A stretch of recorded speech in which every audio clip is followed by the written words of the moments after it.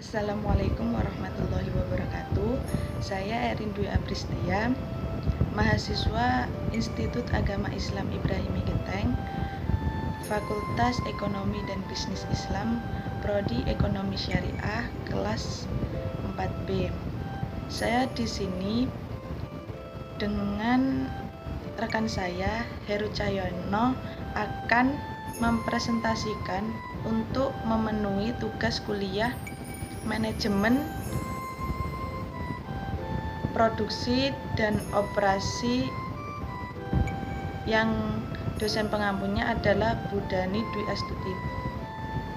Saya di sini akan menjelaskan tentang bab lokasi dan layat pabrik.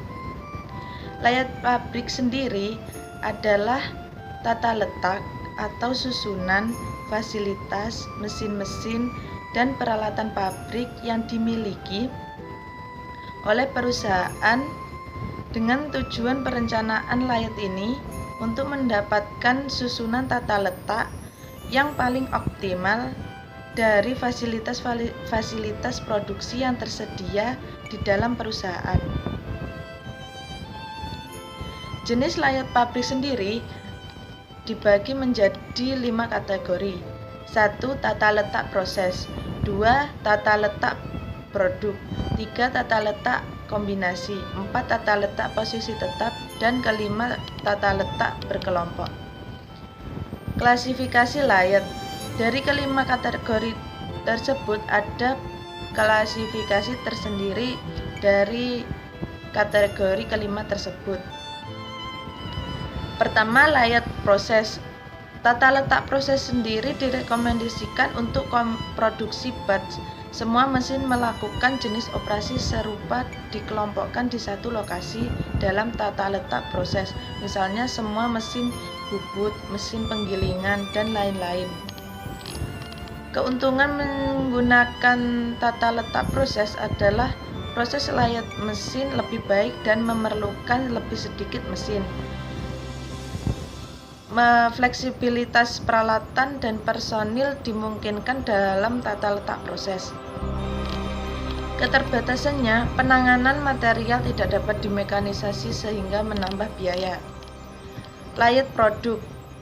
Layat produk sendiri adalah digunakan jika volume produksi satu atau lebih memiliki produk yang besar.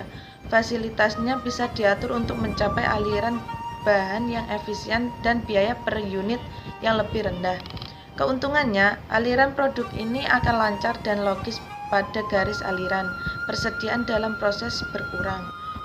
Biaya penanganan material minimum. Keterbatasannya, kemacetan pada satu mesin di lini produk dapat menyebabkan penghentian mesin di bagian hilir saluran. Layat kombinasi. Tata letak kombinasi adalah penggabungan kelebihan kedua jenis tata letak proses dan tata letak produk yang dilakukan bila item dibuat dalam berbagai jenis dan ukuran. Mesin disusun dalam tata letak proses, namun proses pengelompokan tersebut kemudian disusun secara berurutan untuk memproduksi berbagai jenis dan ukuran produk. Tata letak dengan posisi tetap fixed atau position layat menunjukkan material atau komponen utama dan alat berada di lokasi yang pasti. Keuntungannya membantu memperbanyak pekerjaan dan meningkatkan kemampuan para operator. Fleksibilitasnya lebih besar dan memerlukan investasi modal yang lebih rendah. Tata letak berkelompok. Kecenderungan saat ini adalah fleksibilitas sistem manufaktur terkait variasi ukuran batch dan urutan operasi. Penerapan teknologi kelompok melibatkan dua langkah dasar, yaitu langkah pertama adalah menentukan komponen kelompok, langkah kedua menerapkan teknologi kelompok dengan mengatur peralatan pabrik untuk komponen tertentu. Dengan demikian, tata letak kelompok menggabungkan keuntungan dari kedua tata letak sistem.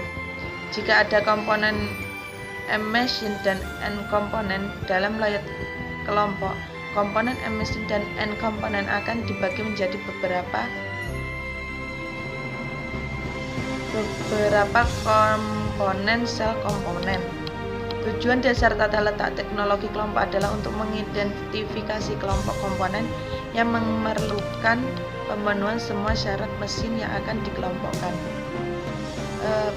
Materi selanjutnya akan diteruskan oleh rekan saya, Heru Wabarakatuh. Saya atas nama Heru Cahyono, Ekonomi Syariah semester 4 kelas B.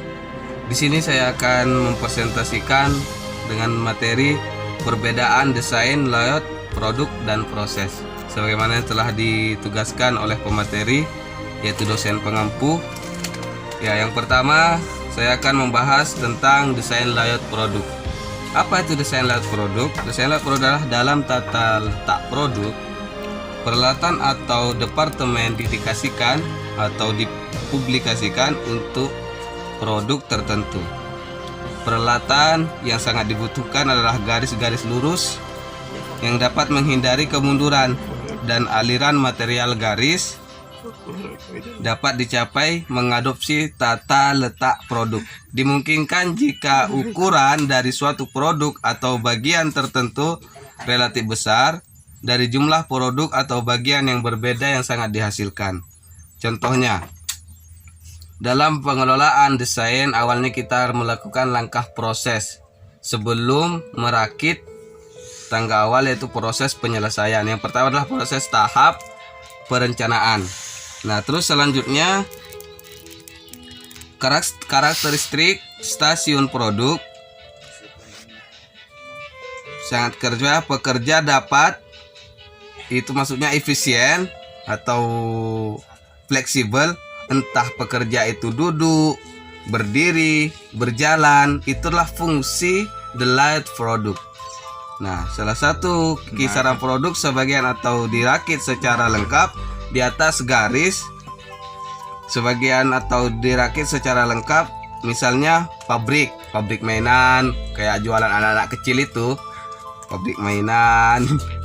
Terus di sini, nggak di kota beda lagi. Terus yang selanjutnya saya akan membahaskan sistem. Nah, sistem perakitan bekerja dengan baik jika variasi waktu diadopsikan atau didukung oleh sifat individu. Apa itu individu? Perseorangan, tidak per kelompok.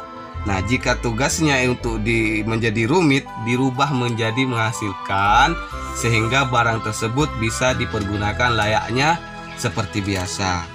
Nah, itulah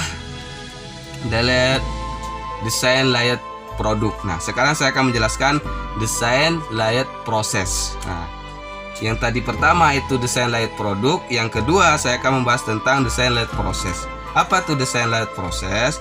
Analisis yang terlibat dalam perancangan jalur produksi dan jalur perakitan, terutama berkaitan dengan waktu. Nah, ini dia condong kepada waktu, tempat, koordinasi yang mengatur itu semua, dan keseimbangan di antara tahap-tahap proses. Ya, itulah perbedaannya.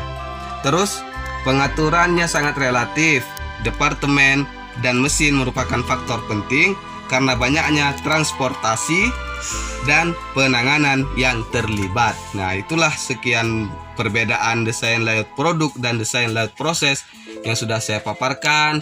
Apabila ada yang kurang jelas bagi teman-teman yang melihat video ini, dosen barangkali kurang jelas, mohon untuk ditanyakan dan dipresentasikan ulang, nanti dijelaskan secara detail. Dari saya sekian. Apabila ada kekurangan saya mohon maaf, terutama kepada dosen pengampu dan kepada teman-teman untuk memberikan saran bagaimana layaknya mempresentasikan dengan baik, menjelaskan dengan baik. Jika ada kekurangan ditanyakan menggunakan pesan suara atau voice note. Dari saya, Heru Cahyono, undur diri. Kritikan dan saran yang membangun, jangan lupa juga like, subscribe, and comment, karena subscribe itu gratis. Sekian, terima kasih.